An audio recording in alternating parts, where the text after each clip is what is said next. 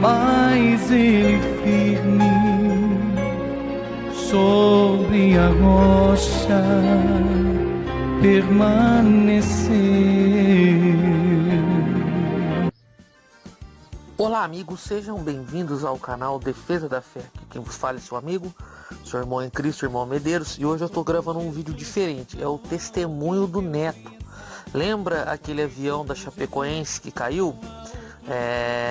E várias pessoas morreram e somente pouquíssimas pessoas sobreviveram?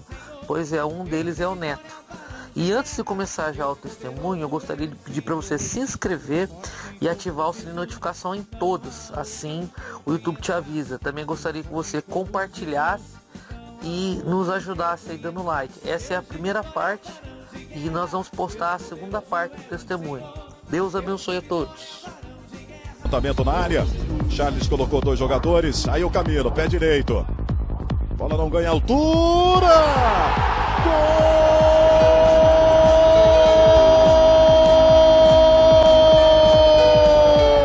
Gol da Chapecoense! A misericórdia dele me alcançou no momento pior da minha vida. Mas eu não tenho mérito nenhum de estar aqui hoje. Não programei nada. Nunca na minha vida imaginaria sofrer um acidente. Nunca imaginaria e não gostaria. E se nós estamos aqui hoje é porque nós somos servos de um Deus vivo. Jesus Cristo vive. Aliás, Jesus Cristo quando ressuscitou, ninguém achou o corpo de Cristo. Não é conto de fada isso, meu irmão. Deus mandou o seu Filho de forma apalpável, de carne e osso, como nós somos. E quando ele morreu, quando ele ressuscitou com o corpo e tudo. E um dia nós veremos ele. Estaremos com ele. Então, eu sou um rapaz simples, do Rio de Janeiro, um grande sonhador, que saiu com 17 anos de casa, em busca do meu sonho, que era ser atleta de futebol. Nunca tinha jogado em clube algum, mas sempre joguei por todos os colégios que eu estudei, eu sempre fui da seleção da minha escola, sempre me destaquei, mas nunca tive clube nenhum interessado. Saí com 17 anos para o interior do Paraná, em Francisco Beltrão, tentar o futebol. Voltei depois para o Paraná Clube em 2004. Em 2004 abandonei o futebol.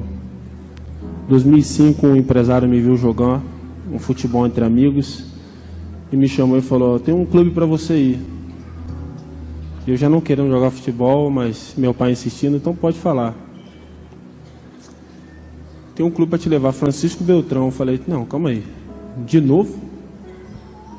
Joguei lá em 2003. Não, mas eu conheço o presidente lá, a gente falou de você, você vai lá, o pessoal já te conhece. Fui para Francisco Beltrão, onde eu conheci minha linda e amada esposa Simone, que não está aqui hoje. Ficou com meu filho, que está com o pé engessado. Coisa de criança, né, pastor?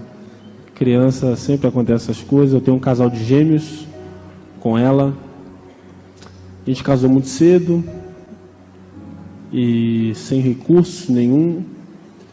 Mas uma coisa eu aprendi na minha vida. E naquela época que eu pedi Simone em casamento, eu não conhecia Deus da forma que eu conheço hoje, porque eu não conhecia a palavra. Se você não conhece a palavra de Deus, você não vai conhecer Deus verdadeiramente como Ele é. Mas eu sabia de uma coisa que eu sei que Deus gosta: compromisso. Quando eu pedi ela em casamento, eu não tinha condições, mas eu falei para ela: eu não vou mais embora sem você. Eu não tenho nada para te dar dinheiro, não tenho bens materiais, mas eu tenho algo precioso para mim, é o meu nome. E Deus gosta de compromisso. Pelo menos o meu nome eu posso te dar. Nos casamos. Em determinado tempo, ela, antes de eu conhecê-la, com 15, 14 anos, ela teve um cisto no ovário. Arrancou um ovário, um cisto de 1,2 kg. E quando a gente casou, ela teve um cisto no outro ovário. Eu abandonei o futebol para ficar perto dela. Mais uma vez abandonei o futebol. E conversei com ela, falei: Simone, você é a mulher da minha vida, a mulher que eu quero que seja a mãe dos meus filhos. E vamos tentar ter um filho. Tentamos ter um, veio 2. Um casal de gêmeos, com ovário só. Eu lembro até hoje que no primeiro ultrassom que ela fez, eu estava do lado e o médico fazendo ultrassom na barriga dela e me olhando. Isso ficou muito marcado na minha vida, porque hoje eu entendo que já era Deus planejando tudo. Muito antes de eu conhecê-lo, Deus tinha um plano na minha vida. Eu lembro que o médico, a Simone sempre falou para mim que os gêmeos era por causa dela. Então, eu lembro que o médico falou, fazendo ultrassom, falou assim: você só tem um ovário só? Assim, só tem um, doutor. Você fez um tratamento para engravidar, minha filha? E a gente não tinha condição nenhuma. Quando eu parei de jogar bola, eu trabalhei numa loja temporário, final do ano, ganhava R$350 por mês. Era do mundo ainda, mas sempre fui um cara, sempre tentei ser correto. Trabalhava de barman para ganhar um dinheiro extra, jogava amador no interior do Paraná. E o médico falou para ela: você não fez tratamento nenhum? A gente não tinha condição. Ela: não fiz não, doutor, só parei de tomar anticoncepcionais para a gente ter um nenê. Não fez nada? Não tomou nada? Não, doutor. E eu também pensando: o doutor sabe, mal ele imagina que a gente não tem condição de nada. E ele olhou para mim, isso assim não é querer me engrandecer para as mulheres aqui, mas ele falou assim: você é um bom reprodutor, hein, rapaz? Ficou marcado na minha vida. Hoje eu vejo que eu não sou bom reprodutor nada. Eu vejo que o bom reprodutor é Jesus Cristo, Deus, porque foi plano dele tudo isso.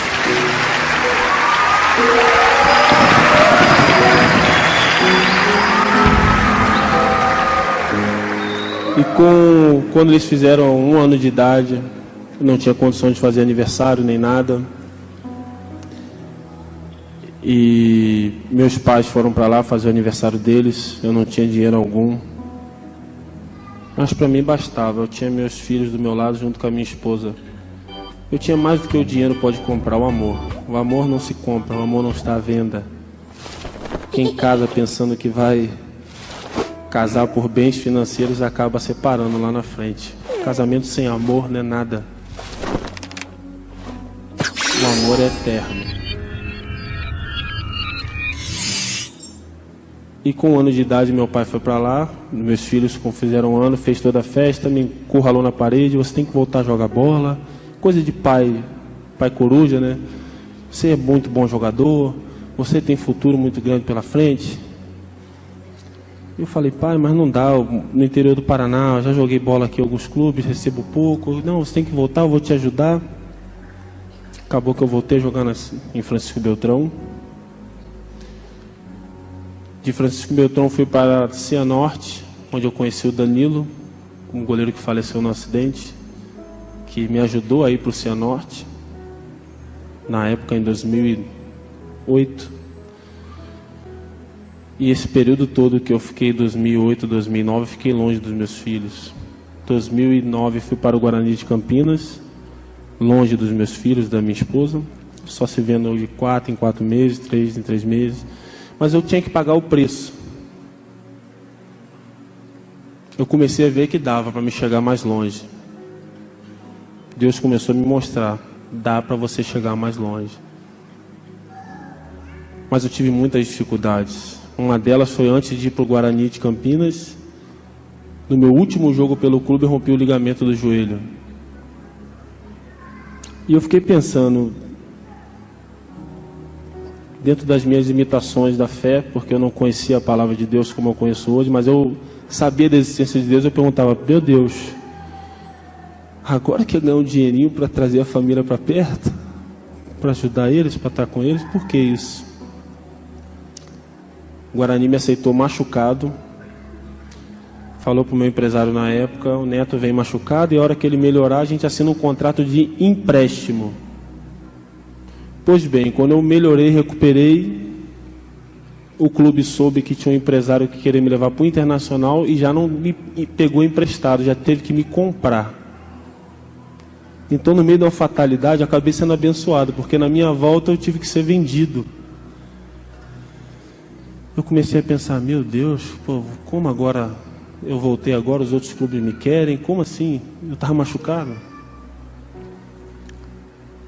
Em 2010 fui emprestado para a Série D do Campeonato Brasileiro, Metropolitano de Blumenau, onde eu pude levar minha esposa e meus filhos. Em 2011, quando eu voltei, levei Simone com as crianças para Campinas. Foi um período maravilhoso. O Guarani era da 2ª divisão, subiu para a 1ª divisão. Uma campanha fantástica. Perdemos uma final, mas subimos. E na Série B do Campeonato Brasileiro, estourei meu pubis no meu melhor momento profissional. E aí eu já estava conhecendo um pouquinho a palavra devido às células. Muitas pessoas às vezes não dão bola para a célula, mas olha, eu comecei a sentir o poder de Deus, a crer muito mais nele através das células. Tinha uma célula, por incrível que pareça, no meu prédio, e um atleta fazia isso, Marcos Denner. Um homem cristão, um homem de Deus. E eu comecei a participar com minha esposa. Chegou na Série B, estourei meu pubis. Em junho, e de junho até dezembro, o clube passou uma situação financeira muito difícil. E eu fiquei sem receber de junho a dezembro. E eu perguntava, meu Deus, aí não, né? Demorei tanto para trazer minha esposa e meus filhos, e quando eu trago acontece uma tragédia dessa. O clube não tem dinheiro. Como eu vou sustentar minha esposa, meus filhos? Por que isso está acontecendo comigo? E final de 2011, eu sem rumo, voltando de uma lesão, de uma cirurgia no pubis, sem saber para onde eu ia, porque o Guarani, em 2011, subiu para a 1ª divisão. Em 2012, ele jogaria a 1ª divisão. O nível era maior do Campeonato Paulista e eu estava voltando de lesão, provavelmente seria emprestado. E fiquei em dezembro lá, trabalhando com a base, fazendo tratamento com o pessoal da categoria de base. E Deus, Ele coloca pessoas nas nossas vidas. Deus é poderoso para fazer um milagre em qualquer tamanho de milagre. Mas muitas vezes Deus usa pessoas para abençoar as nossas vidas. Deus cria situações para que a gente seja abençoado. E o mesmo treinador que me levou em 2009 foi o mesmo que foi contratado para 2012. Eu estou lá tratando na base, passo o treinador Osvaldo Alvarez Vadão. Neto, você está aí? Eu falei, tô, professor. E na época eu estava começando a aprender da palavra, mas ainda era muito mais falho do que eu sou hoje. Cheguei a mentir, pastor. Deus me perdoou já, eu tenho que crer nisso. Porque o treinador falou assim, você ano que vem tá bom? Eu falei, maravilha, pode contar comigo. Sem saber se eu iria jogar. Posso mesmo, Neto? O início do ano para a pré-temporada? Pode contar. Estaria à sua disposição. Nem sabia se estaria à disposição dele. Mas começou 2012, ele contava comigo. E eu contava com Deus o tempo todo. Só Deus sabia o que eu estava passando com a minha família. O pai, ele não se entristece. Nós que somos pais, quem é pai aqui sabe do que eu estou falando. Se faltar uma camisa, uma roupa, uma comida para a gente, não dá bola. Mas quando falta para os nossos filhos, é duro. É duro. Mas Deus em todo o tempo esteve presente. 2012 começou, eu comecei no banco de reserva do time, sabendo que logo outros 2 zagueiros da minha posição estavam sendo contratados e iriam jogar, e eu nem banco iria. Tive a oportunidade de entrar no jogo, antes do pessoal que foi contratado entrar no meu lugar. No próximo jogo joguei, porque o pessoal que ficou de fora teve suspensão, um machucou. Os outros 2 não estavam prontos, que eram zagueiros mais experientes, e joguei. Vencemos o jogo, Vencemos outro jogo, vencemos quatro jogos direto no Campeonato Paulista, e eu sem acreditar que eu estava vivendo aquilo. Mas eu já para mudar qualquer situação. E quando me deparo, quando eu começo a olhar realmente o que estava acontecendo, o Guarani estava na final do Campeonato Paulista, contra o Santos de Neymar, e eu jogando. Eu lembro que eu comentei com um amigo meu, Everton Páscoa, homem de Deus também. E a gente no Morumbi lotado, e eu falei para ele assim: Páscoa, olha isso aqui, cara. Você está aqui desde o ano passado comigo. Olha o que Deus está fazendo. Nós estamos na final. É lógico que existia um temor também, porque o Santos de Neymar era muito forte. Mas eu pensava, se eu estou aqui, Deus me colocou aqui. Todas as vezes que eu tive dificuldades profissionais, que eu enfrentei grandes clubes, em grandes times, em grandes estádios, em casa cheia, eu sempre coloquei na minha mente. Quando eu senti um pouquinho de temor na situação que eu estava enfrentando, eu falava: Senhor, Tu me colocou para estar aqui hoje.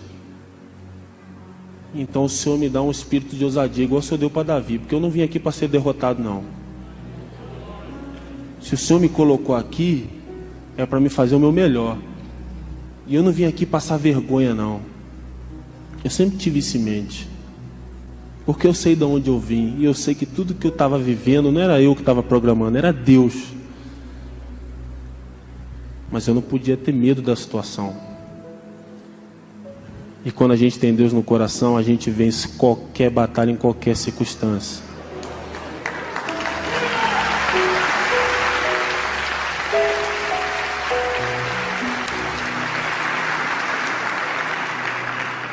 Porque o nosso Deus que a gente serve é um Deus do impossível.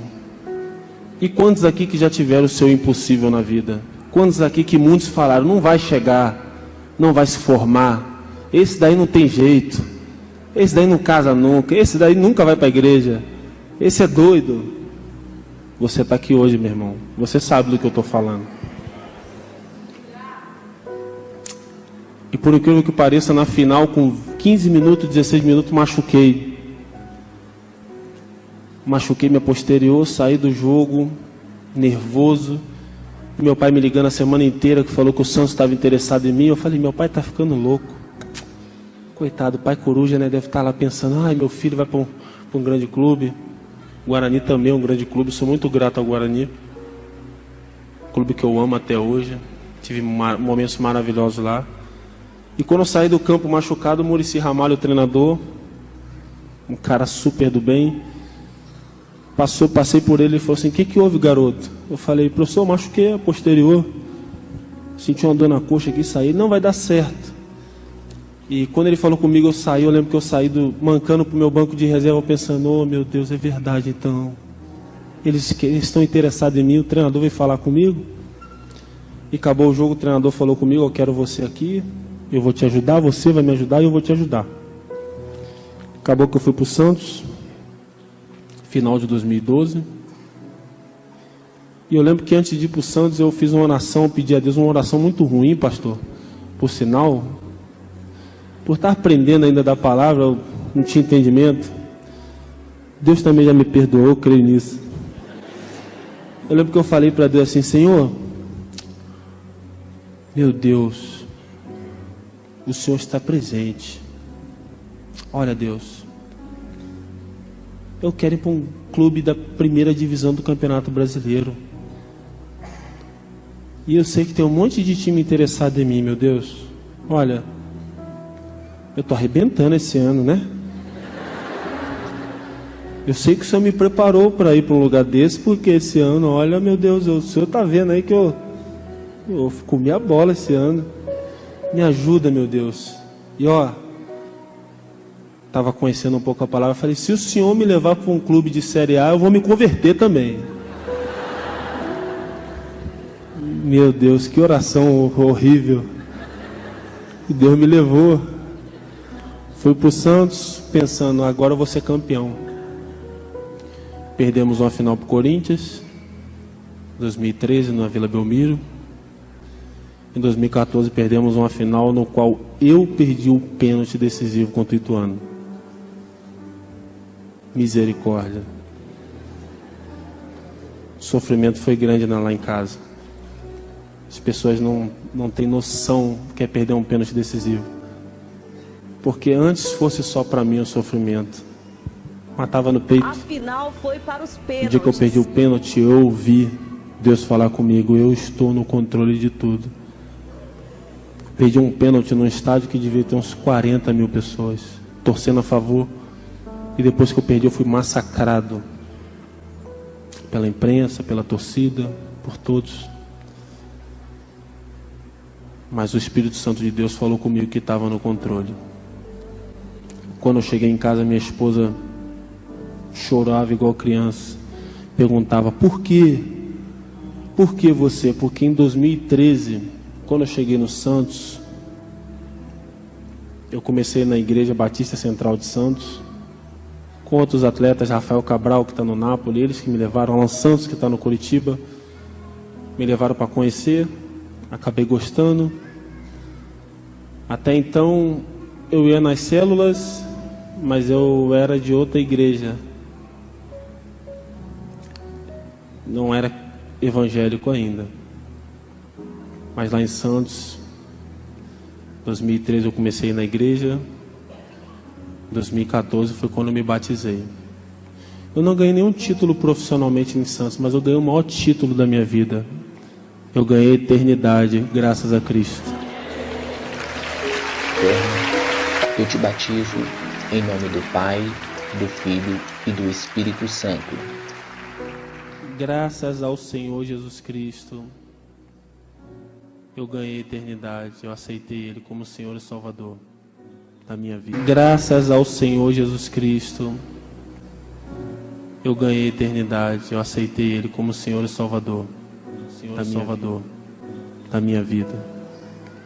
Pude ver uma transformação em nome do Pai, do Filho e do Espírito Santo. Amém. Familiares, amigos que às vezes não entendem. Pô, mas o cara virou crente agora. Esse é o papo que rola. E não mudei a minha personalidade, não. Sou a mesma pessoa, nunca fui de bagunça. Mas Jesus, quando entra na vida de qualquer ser humano, Ele transforma. Uma coisa não há dúvida: aquele que aceitou Jesus Cristo, ele passa por uma transformação diária. E hoje eu vejo o que Jesus fez na minha vida. Hoje eu entendo que aquele pênalti que eu perdi é porque era no meio de Deus me tirar dos Santos para que eu fosse para a Chapecoense, para que Ele me usasse na Chapecoense, para que eu estivesse aqui exaltando ao nome do Senhor Jesus Cristo.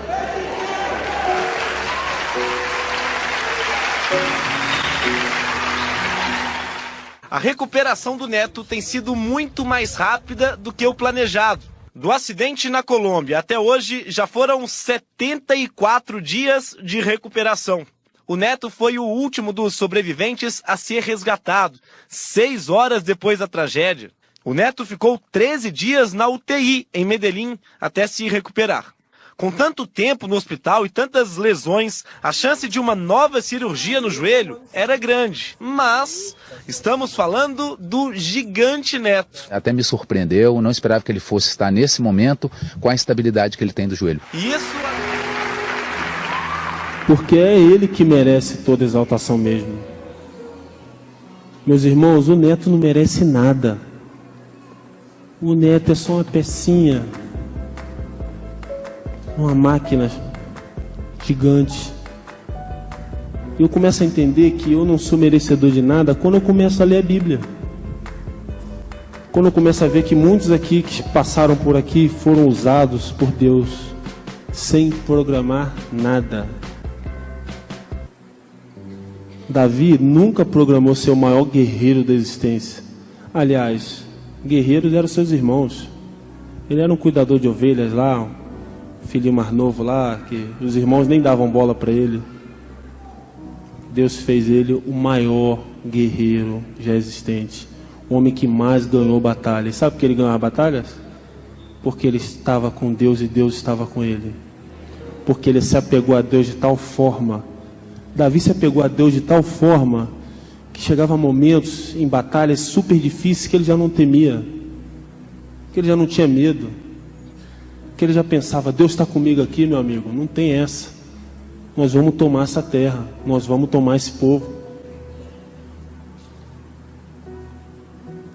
E você vê o que Deus fez na vida de Davi. Será que Davi tem mérito? Será que Davi se preparou para ser um grande guerreiro? Se preparou para ser o rei? Deus usou Davi para mostrar a glória dele para a humanidade daquela época, para mostrar a todos que a soberania de Deus através da vida de Davi vencia a tudo e a todos. E Deus só está me usando aqui. Eu não mereço nada. Deus só está mostrando a todos que estão aqui que aquilo que Ele quer, nenhum homem pode impedir. Eu nunca busquei os milagres de Deus, sabe, gente? Verdadeiramente, eu nunca busquei Deus por aquilo que Ele podia me dar, porque o maior eu já tinha alcançado, a vida eterna. Eu sabia que viver era Cristo e morrer era lucro. Porque você pode ter o melhor aqui na terra, você pode comprar o melhor carro existente hoje, daqui a um ano, o seu carro já não vai ser o melhor. Você pode fazer a melhor casa que você imagina ter, daqui a uns anos a sua casa precisa de reforma. Daqui a uns anos alguém vai ter uma casa melhor que a sua.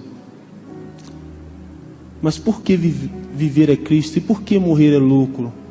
Porque quando a gente morrer, para quem crê em Jesus Cristo, a gente vai para uma morada eterna. A gente vai para as mansões celestiais. A gente vai para um lugar onde não tem reforma. Não há nada que troque aquele lugar. Não há nada melhor do que aquele lugar. Aquele lugar é tão precioso que não há valor que pague aquele lugar. Aliás, foi pago lá na cruz por Jesus. Não foi por mim, não. Eu não fiz nada.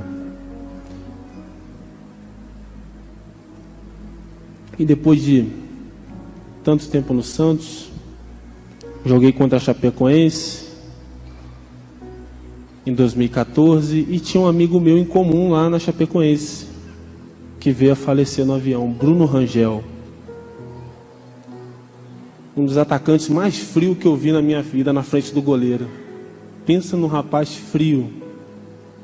Um rapaz que não tremia na frente do goleiro. Uma vez eu falei para ele, Rangel, antes da tragédia, você não é famoso, você foi descoberto tarde e ele é um homem de Deus, um homem que eu amava muito e aprendi muito com aquele rapaz.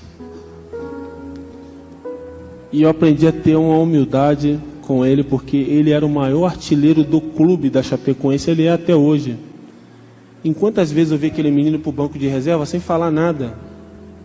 Podia se exaltar como eu vejo montes. Eu estou no banco, eu sou o melhor porque eu sou o artilheiro. E eu nunca vi ele fazer nada disso. E uma vez ele falou para mim, Neto, posso falar uma coisa, Neto? Pode falar, meu irmão. Querer ser igual a você. Isso pouco antes da tragédia. Igual a mim, Rangel? Queria, meu irmão. Eu sou muito calado. Olha, às vezes eu nem jogo, sabe? Eu não falo nada. Fico na minha. Às vezes até acho que os outros pisam em mim porque eu não faço nada. E eu falei para ele, Rangel, eu queria ser tanto igual a você. Por que, Neto, você queria igual a mim? Porque eu falo demais. Às vezes eu falo até para ajudar os outros naquilo que eu vejo e acabo me prejudicando, Rangel. Eu queria ter esse controle que você tem. Eu falo tanto que eu quero ajudar, acabo eu me atrapalhando. E olha, Rangel, olha para você, olha para tua vida, para tua história. Você é o cara que mais decidiu o jogo nesse clube que eu vi até hoje. Rangel, você fez 30 gols, 31 gols na Série B do Brasileiro. Quando a Chapecoense subiu, você fez mais gol que todo mundo. Ninguém conseguiu alcançar o teu recorde. Vai ser difícil alguém bater o teu recorde. E é por isso que Deus te exalta, Rangel. Porque você é humilde. Você não se acha melhor do que ninguém. Eu queria ser igual a você. Acabou que ele falou para mim assim: Neto, cada um tem um jeito mesmo, né? Deus me fez assim. Às vezes acha até que eu sou um banana. Mas eu falei assim: você é um homem de Deus. E você tem o equilíbrio que Deus quer para todo mundo. Encontrando o Rangel, quando eu estava no Santos, contra a Chapecoense, acabou o jogo, conversando com ele. Tinha jogado com o Rangel em 2011 no Guarani. Nós estávamos em 2014. Neto, o que você vai fazer ano que vem? Vai renovar o contrato com o Santos? Poxa, Rangel, não vou. Perdi um pênalti na final no início do ano. Não vou renovar. Vem para cá ano que vem. Vem para cá ajudar a gente. Vai ser muito bom. Você vai ajudar muito aqui a gente, cara. O time precisa de um zagueiro, coisa e tal. Falei para ele: fala com o pessoal aí. Encontrei o Danilo também, um menino que eu tinha jogado em 2009. 2008 eu joguei com o Danilo. Reforçou um pouquinho mais. E chegou em 2015. Primeiro mês em janeiro. Tinha uma proposta da Turquia, uma proposta da Itália. Não fui para nenhum lugar. Passei janeiro desempregado. Tinha algo para a Turquia, para a Itália. E tinha algo para a Chapecoense. Não fui para nenhum lugar. Fevereiro me ligam: Chapecoense, a gente quer você aqui. Contamos com o teu futebol. Vai ser um prazer estar aqui. E Deus, ele cria algumas coisas assim, tem planos assim muito maiores do que a gente pensa. Porque em 2011, quando eu estava no Guarani Futebol Clube, a Chapecoense me ligou. E agora eu estava indo para a Chapecoense em 2015.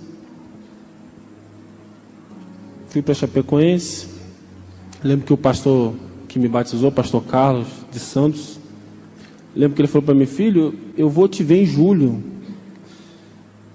E como a gente é bem amigo, eu falei: poxa, pastor, em julho é muito tempo. Olha, vai antes lá, dá um pulinho lá de carro lá. Vai ficar muito tempo sem se ver, eu vou ter que ir a outra igreja. Sabe como é que a gente se apega às pessoas também, né? E ele virou um mentor espiritual meu muito forte. Pessoa que sempre me ajudou, sempre discipulou, sempre me exortou quando eu precisei ser exortado. E ele foi para lá em julho. E começou julho, quando estava perto da data dele chegar, foi a hora que eu comecei a jogar no time. Eu não jogava no time, ficava no banco de reserva. E a hora que ele estava para vir, eu comecei a jogar. E um jogo que eu tenho na minha memória foi um dos melhores jogos que eu fiz aqui no Mineirão contra o Cruzeiro, em 2015, que a Chapecoense ganhou de 1-0, o gol do Camilo de falta. É uma falta que pode levar perigo, apesar da distância. Autoriza o árbitro, jogada ensaiada. Camilo bateu no canto. Gol da Chapecoense! Camilo! Eu fui comemorar com o Camilo. Eu lembro que foi um dos melhores jogos que eu fiz. E dali pra frente eu comecei a jogar. E o pastor foi me ver. Era Vasco e Chapecoense, lá em Chapecó. Pois bem, ganhamos de 1-0, o gol meu de bicicleta. Camilo está posicionado para fazer o levantamento na área. Charles colocou 2 jogadores. Aí o Camilo, pé direito. Bola não ganha altura.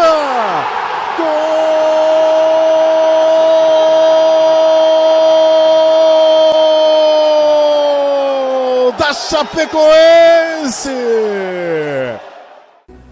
Mais outro milagre aí para conta, porque um zagueiro não pode fazer um gol de bicicleta. Eu consegui fazer um gol de bicicleta, algo inesperado, algo inesquecível, que naquela noite eu lembro que eu e o pastor ficamos até 3 horas da manhã.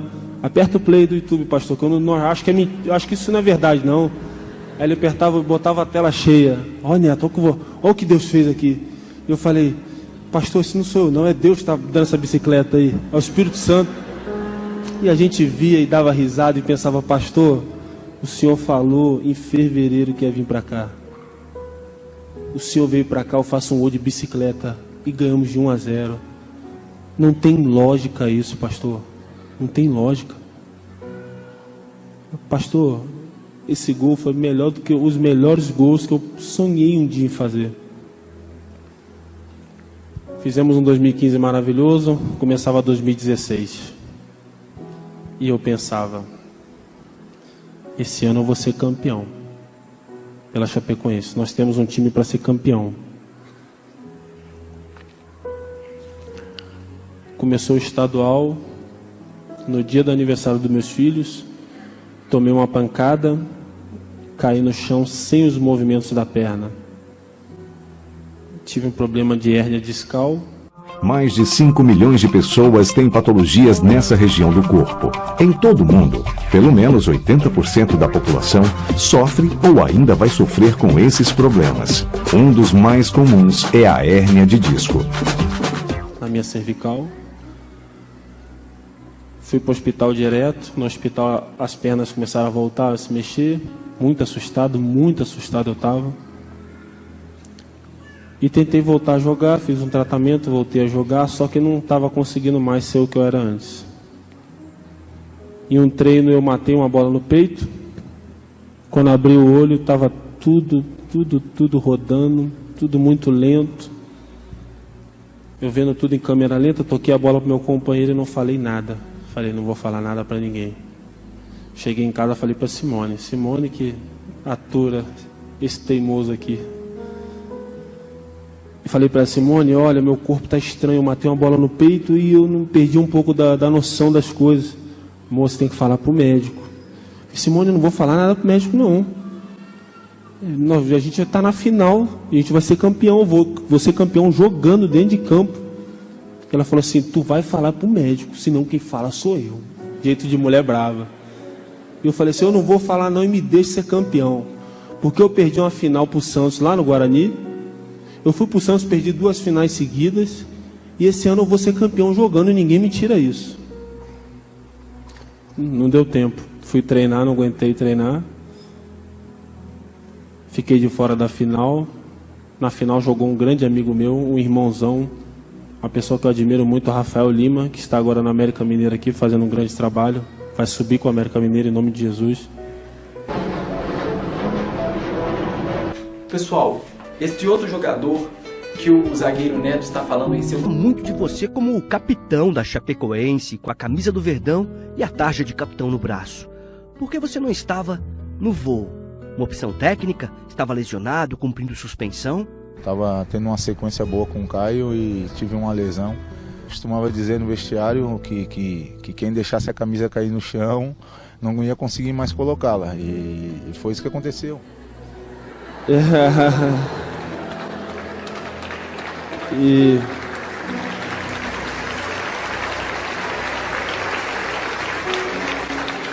E naquela época ele jogou, a gente foi campeão, mas eu não joguei, não fui campeão, fiquei de fora sem entender.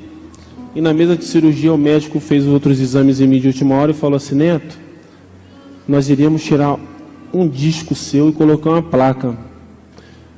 Mas nós fizemos os exames aqui, vamos ter que tirar 2 discos e colocar uma placa maior em 3 vértebras e parafusar 6 parafusos aqui. Sentado, a gente acaba tendo uma compressão muito maior das vértebras na região lombar. Isso é causado por conta da postura. Você imagina que eu comecei a trabalhar, então estou trabalhando lá, né? Passou 2 horas do meu dia, eu já vou estar assim, ó. Quanto mais eu jogar o tronco para frente, mais eu vou comprimir essas vértebras. E essa compressão repetitiva ao longo dos anos pode ocasionar uma hérnia. Qual seria a posição ideal para a gente poder ficar sentado e evitar uma possível hérnia de disco? Tá? O ideal é ficar nessa posição aqui, ó, semi-relaxado. Tá? O ideal é ter um apoio aqui para sua região lombar, justamente para não ter nenhum tipo de incômodo e apoiar somente a região torácica, no banco, ou então onde você estiver sentado. E aquele que ouviu a palavra de Deus, mas não viveu, sobre areia construiu e sua vida destruiu.